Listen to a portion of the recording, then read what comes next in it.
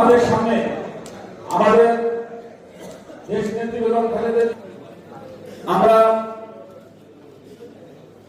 এই সেটা আবার একটু দেখভাল করেছে।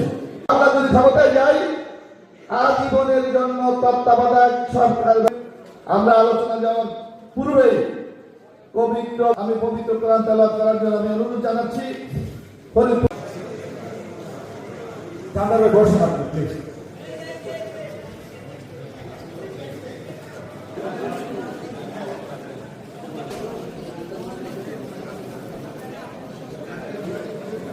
আমরা এখানে যারা জেলা বিএনপি সকল অঙ্গ সংগঠন আমাদেরকে সহযোগিতা করে আসছেন, আমরা আপনাদেরকে ধন্যবাদ।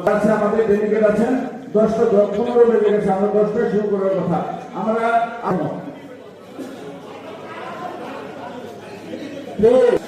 কাজ ছাড়া কেউ বলতেন না।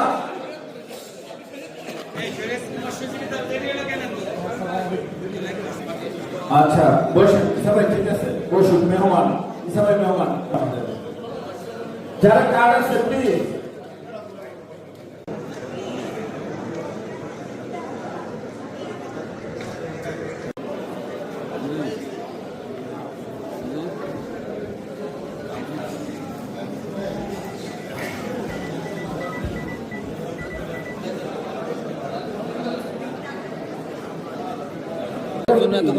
বিভাগে আমরা যাবো, সেটু করতে সমস্যা হবে, দয়া করে।